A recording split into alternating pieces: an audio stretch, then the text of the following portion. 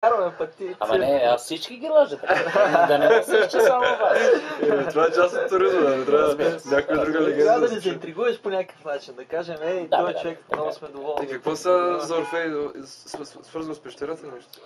Свързва, защото наистина в описанието това е дяволското гърло, защото там има подземни реки, подземни водопади, където само в Родопите отговаря. Защото той е трак, той е родопеец. Здрасти! Байдоне, кои си ти празните цигари? Той като е родопеец и сега още лечи. само тази пещера отговаря, разбираш, в Родопите, защото нямаме други подобни пещери, където с тия реки. Но важното е, че гърците започна по-голям бизнес да правят от нас, отколкото ние да си го правим за Орфей. Те кое място го каза, че... Сега не знам точно кое е мястото, но мястото е, че когато, аз дарах пример, Олимпиадата беше в Гърция и пишеше Олимпиада на чашите, тяхните чаши там по всички заведения. Олимпиада в Гърция. Сега в момента пише по стъпките на Орфей. Прави такъв вид туризъм. Прави пропаганда в момента много голяма. Искат да препишат този бизнес. Да ти кажа, не знам колко разбирам, не са виновните, отколкото ние сме виновни, че ние не можем да си го направим. Те си продават историята, те пари направиха от тъй. Точно. И правят пари сега. Не само реклама. Значи в Гърция най-големият приход в бюджета им не е от нещо друго, е от туризъм. Да. Напълно те разбирам. Това е бизнес. И те прави всичко възможно за да го поддържат и да го развиват. Ние какво правиме? Ние нищо не правим. Ние нямаме национална стратегия за това нещо. Те хората ходят един лъскав камък, го лъскат всяка сутрин в Турция, примерно. Не, че и в Гърция го не прави. Някакъв си бей е бил там. Е минал и всякой там долу. Взимай си от кашкавал, ще нареже още. Да, той ми каза, че...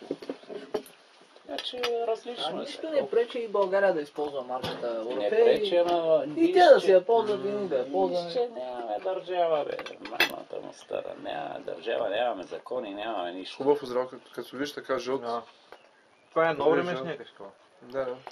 Хубаво озрал кашкавал. Значи колко се сещам от старогръцките митове и легенди, не се дава точно къде е тази пещера, но влиза с кого влизаше той.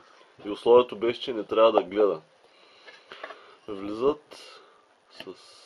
не мога да се сетя с кого, за да вземе Евредика, нали, от водното. Значи да, мога да ти обяснявам и мога да прочетеш, ама едно и също ще говорим, така че и да го четеш. Номерът е такъв бил. Когато Орфей е свирил, той се влюбва в Евредика, обаче на една поляна Евредика хапва някаква змия и вкарва някаква отрова. И тя оттам, говориме, умира.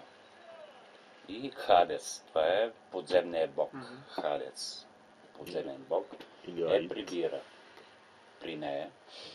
И като я прибира, вече Орфей започва и яко да свири в Родопите. И има някакви договорни отношения с Хадес, където по някакъв начин разговарят с него. Моля да ми върнеш Евредика.